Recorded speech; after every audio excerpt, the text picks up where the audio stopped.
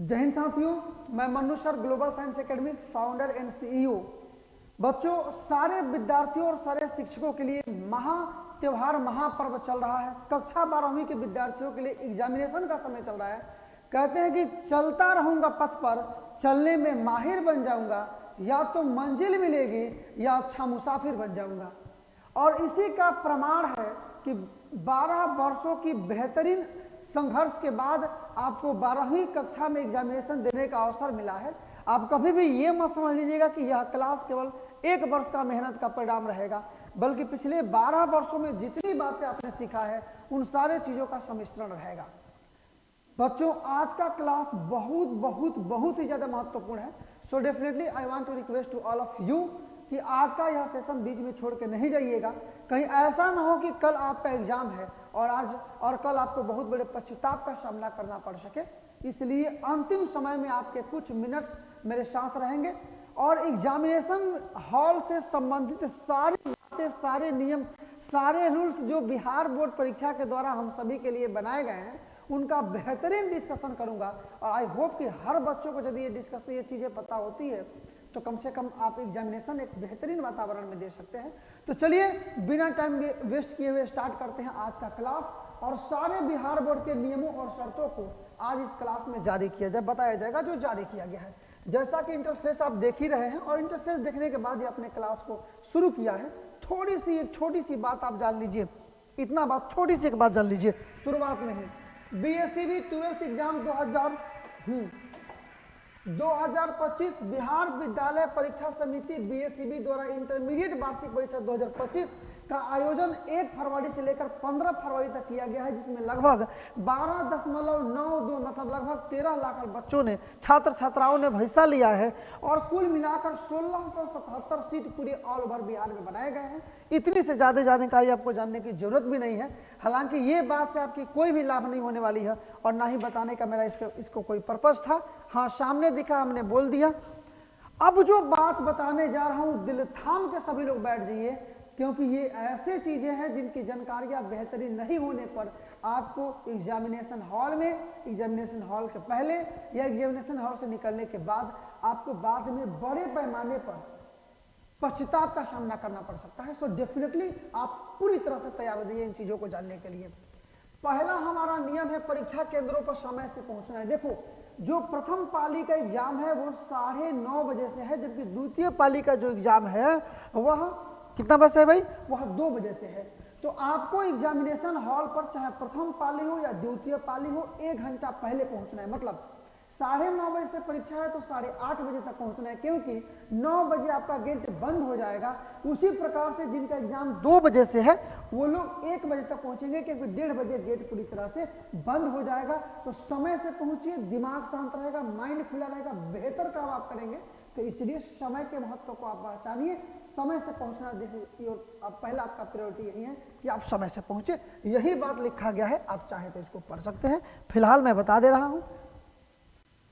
दूसरा शर्त है, दूसरा नियम है बिहार बोर्ड के बच्चों के लिए, परीक्षा केंद्रों की सुरक्षा। देखिए, सभी परीक्षार्थी जो है वो केंद्रों पर 4 दीवारी के भीतर एग्जाम देंगे, मतलब एक बंद कमरे में एग्जाम देंगे। और यदि परीक्षा हॉल के 200 मीटर के आसपास कोई भी व्यक्ति मिलता है, 2, 4, 5 व्यक्ति मिलते हैं, तो उन पे धारा 144 चलेगा, क्योंकि वहां खड़ा होकर के बात करने की कोई अनुमति नहीं है। इसलिए मेरे भाइयों, यदि आपके साथ कोई पेरेंट जा रहा है तो आप पहले ही आगाह कर दीजिए कि वो 200 मीटर के बाहर है। कहीं ऐसा ना हो कि एग्जामिनेशन हॉल निकलने के बाद आपको दुख भरी सूचनाएं सुनने को मिले। इसलिए ट्राई टू अंडरस्टैंड। पुलिस की उपस्थिति सुनिश्चित की जाएगी। सही बात है भाई, पुलिस की उपस्थिति नहीं रहेगी तो विभिन्न प्रकार की अक्षमताएं भी सामने देखने को मिलती हैं। इसलिए प्रशासन के सख्त और बेहतरीन प्रशासन, ईमानदार प्रशासन की सख्त आवश्यकता है। तो ये 2 रूल्स आप जान चुके हैं। रूल्स नंबर 3 पर हम लोग चलते हैं। ये क्या कह रहा है भाई? देखिए, ध्यान से इस बात को समझिएगा सभी लोग। तलाशी और निगरानी। देखिए, आपको एग्जामिनेशन हॉल में घुसते समय एक तलाशी अपने आप का देना होगा और परीक्षा कक्ष में दूसरी तलाशी आपको देनी होगी। और हर कक्ष में 2 वीक्षक होंगे जो आपको चेक करेंगे और आपके लिए प्रश्न पत्र और आंसर शीट जिस पर आप लिखेंगे वो आपको प्रोवाइड कराएंगे। हाँ, पूरे परीक्षा केंद्र पर केवल वीक्षक के अलावा जो मेन अधिकारी है उसके अलावा न तो किसी विद्यार्थी को मोबाइल ले जाने की अनुमति है, ना ही किसी वीक्षक को मोबाइल ले जाने की अनुमति है। केवल जो अधिकारी आएगा वो फोन का इस्तेमाल क्लास परीक्षा कक्ष में कर सकता है। चलिए बात आगे बढ़ाते हैं। यही बात लिखा है, चाहे तो आप इसको पढ़ भी सकते हैं। मैटर नंबर आपका 4, ध्यान से बात को समझिएगा जी, बिल्कुल नेट मैटर नंबर आपका 4, ध्यान पूर्वक आप इस बात को समझेंगे। 4 पे ही चलते हैं, कोई दिक्कत नहीं है। देखिए सीसीटीवी और वीडियोग्राफी की व्यवस्था।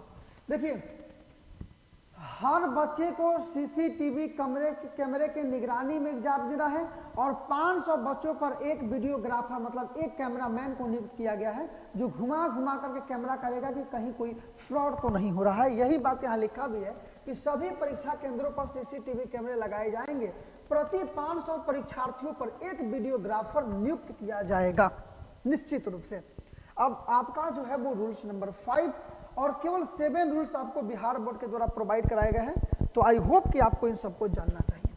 मैटर नंबर आपका रूल्स नंबर 5, व्हाट्सएप ग्रुप और कंट्रोल रूम की सुविधा। देखिए परीक्षा संचालन की त्वरित निगरानी के लिए व्हाट्सएप ग्रुप बनाया गया है। बेहतर बात है, होना चाहिए। ये अधिकारियों के लिए है, आपको नहीं व्हाट्सएप ग्रुप में रखा जाएगा। ये मत समझ लीजिएगा कि आपके लिए भी व्हाट्सएप ग्रुप बनाया गया है, उसमें आपको जोड़ दिया जाएगा और आप अपना चैटिंग वेटिंग करते रहेंगे, ऐसा नहीं है। बल्कि एग्जामिनेशन से संबंधित जो अधिकारी हैं उनके लिए बनाया गया। हाँ, आपके लिए क्या है, परीक्षा संबंधित समस्याओं के समाधान हेतु कंट्रोल रूम 31 जनवरी मतलब आज से ही एक्टिव हो चुका है और 15 फरवरी 2025 तक एक्टिव रहेगा। आपको कोई दिक्कत हो रही है, कहीं भी आपको लग रहा है कि आपका हनन किया जा रहा है या आपको स्वतंत्रता नहीं मिल रही है या आपको अच्छे वातावरण की प्राप्ति नहीं हो पा रही है, एक संतोषजनक माहौल आपको नहीं मिल रहा है, तो आप दिए गए नंबर पे अपनी शिकायत दर्ज कर सकते हैं फोन पे ही कॉल करके। निश्चित रूप से आप यदि सही है तो आपके समक्ष आपके साथ पूरी व्यवस्था रहेगी और आपको आपका जो भी हक है वो जरूर मिलेगा। आगे बढ़ते हैं नंबर 6 पर। 6 और 7 2 रूल्स और बच रहे हैं आपके। हाँ, ये महत्वपूर्ण है भाई और मुझे ये खास करके बहुत बेहतर भी लगा। देखिए ना, नंबर आपका 6, नंबर आपका 6 विशेष व्यवस्थाएं। प्रवेश पत्र गुम होने पर, देखिए यदि प्रवेश पत्र किसी विद्यार्थी का गुम हो गया है फिर भी वह जा करके एग्जाम दे सकता है, कोई दिक्कत नहीं है। समीक्षा कर ली जाएगी, एग्जामिनेशन दे लेगा। किसी के प्रवेश पत्र पे यदि उसका फोटो नहीं है फिर भी वीक्षक के परीक्षण के बाद और सत्यापन के बाद वो एग्जामिनेशन में बैठ सकता है। इसलिए खुदा ना खास्ता कि आपका एग्जाम हॉल में घुसने से पहले रास्ते में कहीं एडमिट कार्ड गुम हो या घर गुम हो, आप ऐसा बिल्कुल नहीं करिएगा कि घर पर आपका गुम हो जाए या रास्ते में आपने कहीं गुम करवा दिया। आप यथासंभव कोशिश कीजिएगा कि आप लेकर के जाए अपना एडमिट कार्ड। हाँ, बाय द वे यदि आपका एडमिट कार्ड नहीं है तो भी आपको एंट्री मिलेगी, टेंशन लेने की कोई बात नहीं है या घर लौट कर आने की कोई बात नहीं है। फिलहाल जाने से पहले एक बार आप जरूर चेक कर लीजिएगा कि है कि नहीं है और साथ ही साथ आधार कार्ड नहीं भूलिएगा, आधार कार्ड साथ ही साथ ओरिजिनल लेकर के जाइएगा। हाँ, वही बात ये बता रहा है, रोल नंबर मिलाने के बाद उनको सत्यापित करके छोड़ दिया जाएगा। त्रुटि फोटो में ये भी बात बता दी है, फोटो वोटो नहीं भी हो फिर भी एंट्री उनको मिल जाएगी यदि एडमिट कार्ड पर फोटो नहीं है सत्यापित करने के बाद। और इसी में है आपका परीक्षा केंद्र पर कैलकुलेटर, मोबाइल फोन, ब्लूटूथ इत्यादि का तो आप जानते हैं हमेशा वर्जित रहता है। परीक्षार्थी को सलाह दी जाती है कि वे परीक्षा के सभी निर्देशों का पालन करें, आप भी करिए, सबको ही करेगा और अपने परीक्षा केंद्र पर समय से पहुंचे। परीक्षा के सुचारू और निष्पक्ष संचालन हेतु सभी आवश्यक व्यवस्थाएं की गई है, जैसे पानी की व्यवस्था, बाथरूम की व्यवस्था, टॉयलेट की व्यवस्था, ये सारी व्यवस्थाएं की गई हैं ताकि निष्पक्ष भाव से आप एग्जाम दे सकें। मेंटली और फिजिकली दोनों तरफ से आप रेडी रहें और अपनी एग्जामिनेशन को फेस करें, बेहतर परफॉर्मेंस आप दें। नंबर 7 और रूल्स नंबर लास्ट, नंबर 7 और लास्ट। देखिए जैसा कि अभी आप देख रहे हैं कि मौसम अभी भी बहुत बेहतर नहीं है, इसलिए मौसम की गड़बड़ी को देखते हुए हमारे गवर्नमेंट के द्वारा, हमारे परीक्षा विभाग के द्वारा 5 फरवरी तक जूते और मोजे पहन कर जाने की अनुमति है और 5 फरवरी के बाद से फिर एक बार सब देखा जाएगा कि भाई हमारा जो वातावरण है, वो मौसम है, वो क्या बोल रहा है। यदि आगे फिर से ठंडा रहता है तो आगे की अनुमति आपको जूते और मोजे पहनने की दी जाएगी और यदि ठंडा कंट्रोल में हो जाता है तो आपको फिर से स्लीपर पहन के जाना पड़ेगा। तो चलिए, ये सारे रूल्स थे, यही बात यहाँ लिखा भी है, ये सारे रूल्स थे जिनकी जानकारियाँ आपके लिए सख्त जरूरत थी और हमने बताया। अब एग्जामिनेशन हॉल में घुसने में कुछ ही घंटे आपको बाकी रह गए हैं, इसीलिए इन सारी चीज़ों को ध्यानपूर्वक जरूर जान लो, कहीं ऐसा ना हो कि बाद में पश्चाताप करना पड़े। 12 सालों का मेहनत है, कहते हैं ना कि रेत पर यदि अपने पैरों का निशान देखना है तो इसका एक ही विकल्प है कि पीछे नहीं मुड़े, नहीं तो बना बनाया रास्ता भी बर्बाद हो जाएगा। निश्चित रूप से 12 सालों की मेहनत है और आप भी सौभाग्यशाली हैं और आपसे जुड़े हुए हर व्यक्ति सौभाग्यशाली है कि आपको एग्जामिनेशन हॉल में जाने का मौका मिला है और हम जैसे शिक्षकों को आपको पढ़ाने का मौका मिला है।